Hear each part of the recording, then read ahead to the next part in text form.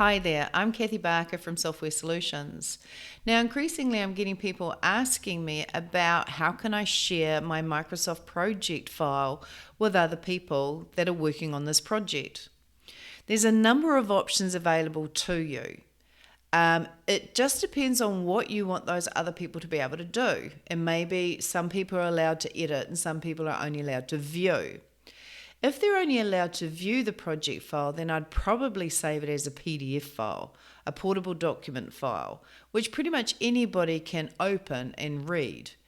And so there's two options in front of you. I've got a project plan in front of me just called the Lakes Project. It's just a residential construction project. And so I'll just save this file, Control S, and that will save it, and I know it's up to date. But if I want to save it as a PDF file, I'm going to press the function key F12.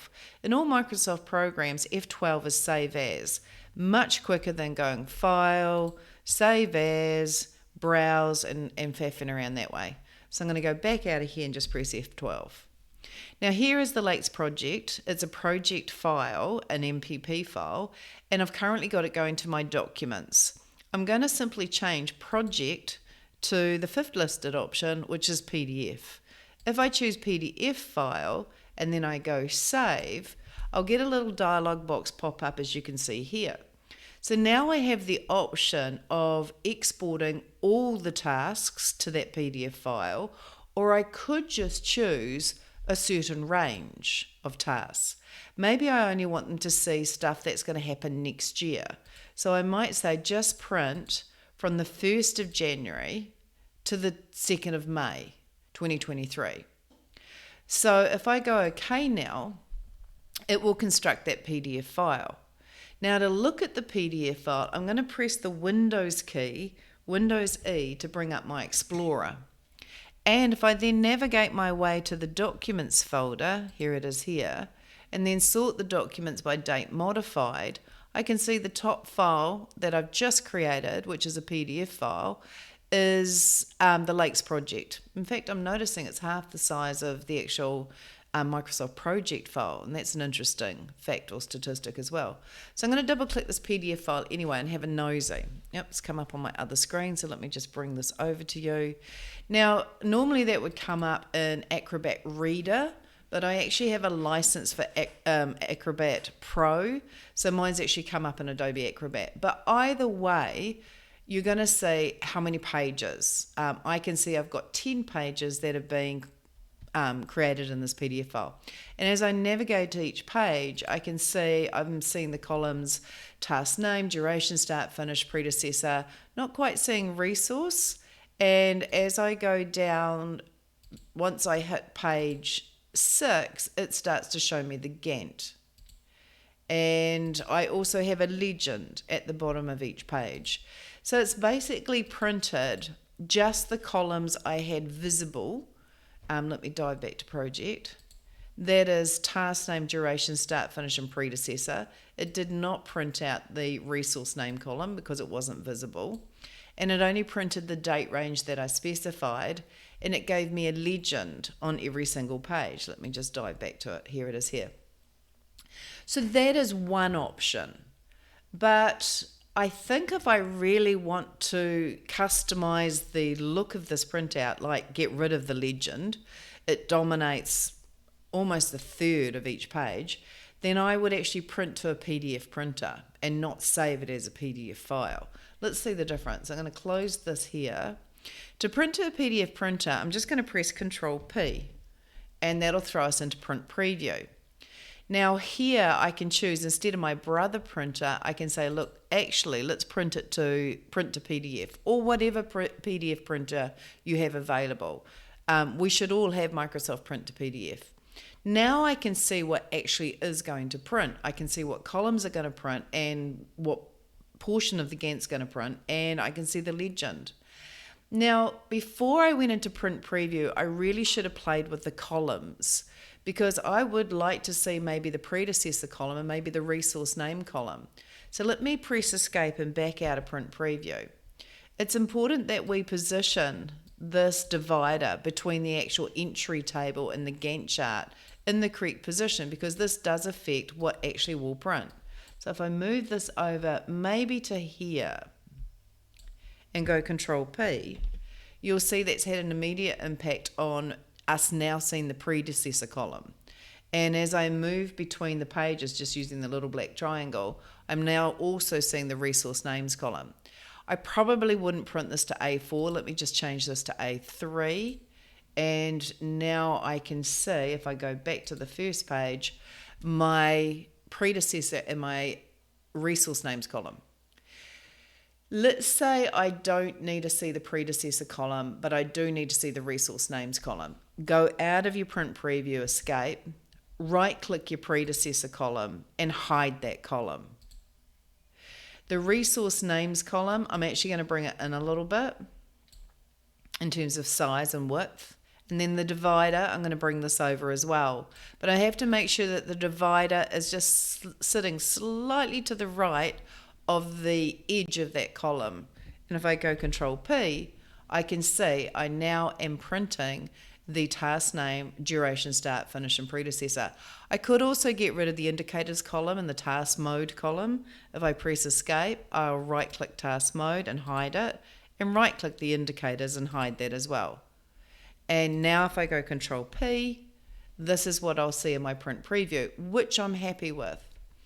Now, as far as the pages go, if I navigate to page 2, I'm getting the Gantt chart.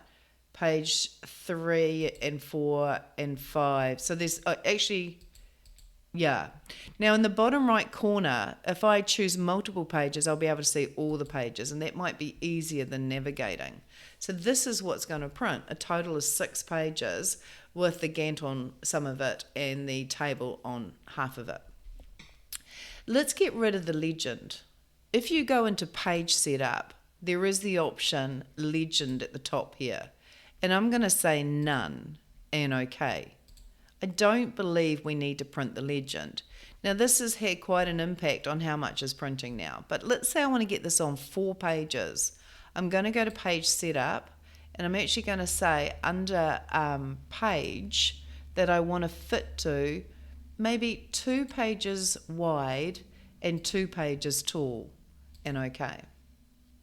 And now I've got my entire project fitting on 4 pages and not 6. Now this is what I want to print, and maybe again I only want to print from the 1st of January 2023 to the end of the project. So that's what I want to print there. So I'm controlling the date range again. So if I hit the print button, it's now going to create a PDF file, and I actually get to control what I see in that PDF file. So let's go print. It's asking me for a name, so I'm actually just going to return to the documents folder again, and I'm actually going to sort by date modified and choose the Lakes project so it overwrites that earlier file, and save, and it says do you want to replace, and yes. So now it's printing and generating that 4-page PDF document. Now if I press my Explorer, I should then be able to double click the Lakes project and have a look. Let me bring it into view again and just maximize it. Now you can see there's only 4 pages, not 10. You can see I'm seeing exactly the columns I want to see, and I'm seeing the date range I want to see. And as I move between my pages, I get to see my Gantt chart. So that's another option. But I also want to explain that you can filter your Gantt chart. Maybe you're wanting to print a Gantt chart to a PDF file so you can share it with people, but maybe it's a certain contractor or a certain person and they really don't need to see what everybody else is saying. Let's close this PDF file and close Explorer. Let's get out of print preview and let's filter. If it was a certain resource, say myself, Cathi Barker, and I just wanted to print the Gantt chart and the tasks that were relevant to me, then I would hit the drop down on the resource names column and I would unselect all the resources and just choose the contractor or the employee or the person or the what have you that was relevant and okay. So this is my portion of the Gantt chart. Now the beauty is when you go Control P, a lot of those settings, well all of those settings such as A3, landscape, date range, or carry through the hidden columns, etc. Let me go back to the multiple pages button, and this is what's going to print, given that it's only me. So it even remembers that I'm only interested in 2023. I'm going to scale it further by going to page setup, and I'll actually say, look, fit to 2 pages wide and 1 page tall. And let's go with that. So now my 4-page document is on 2 pages, and I'm just saying what I want to see. But I don't need to see the resource name column. So let's get out of print preview. Let's bring this split over. Let's right click resource names and hide that column and bring it over further. Really, this is all I need to see, and I'm just going to scroll a little bit. Yeah, probably just to there actually. So where your Gantt chart sits as well, all of this, everything has an immediate impact on the print preview. So if I go Control P, I'm actually seeing what I want to see in terms of columns.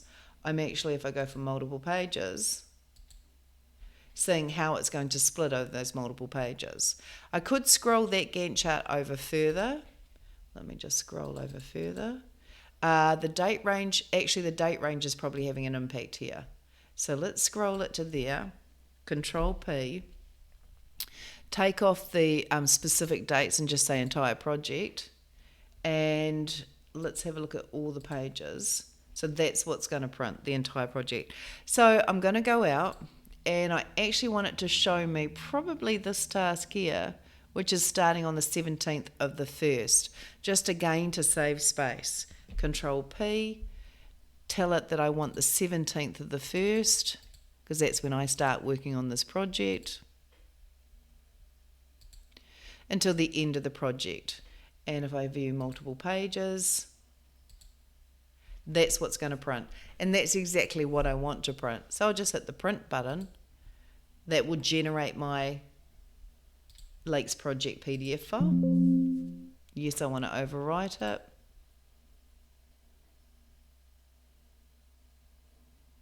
And then if I go Windows E to bring up my Explorer, travel to my Documents folder, go for the first document, sorted by date, bring it into View so you can see it.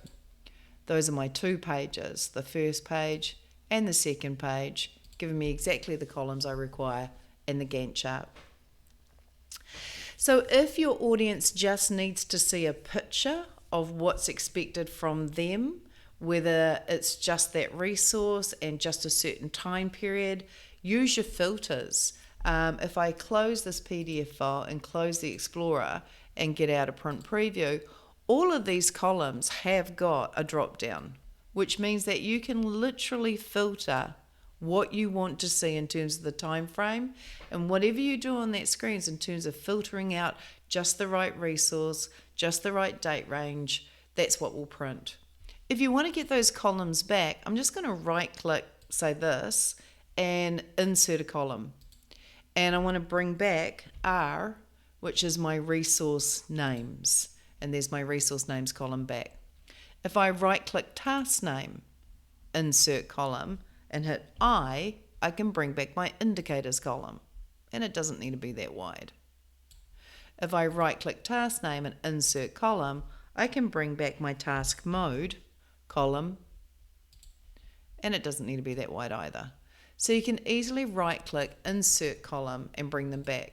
So we don't have hide and show or hide and unhide, we have hide and insert, and that's how you can bring those columns back. If I want to clear the filter, this little funnel here is basically indicating visually that this is where the filter is emanating from. So if I hit this drop down, I can choose select all and OK, and I've got all my resources back, no funnels appearing on any of the columns, so I know I'm seeing all my tasks, and I can easily go back to seeing my entire Gantt. Now, if you're actually wanting people to edit the project, then they are going to need project. But if you are looking for something a little bit cheaper, there are some viewers that you can employ. Let me just bring out Word and write this for you. And I'll just increase my font size. So you could try Project Viewer Central.com. Have a look at that. That's a very good viewer. There's another one called Project Viewer.com. Or you have just got Microsoft Project Online. So have a look at the different viewers and see what falls into your budget. But they will allow people to view your project and also make changes to your project. What I'm going to do in the next video is actually show you how you can actually synchronize your project to SharePoint. A lot of us have got SharePoint as part of our Office suite. And so what you can do is you can synchronize this project to SharePoint, and then people can use SharePoint to add tasks, update the progress on how they're going, and that's a really helpful tool. So if you've got SharePoint, it saves investing money in something when you've already got SharePoint. You can use that. It will require you to have Project Professional. As you can see up here, I've got Project Professional and not Project Standard. So have a look at my next video.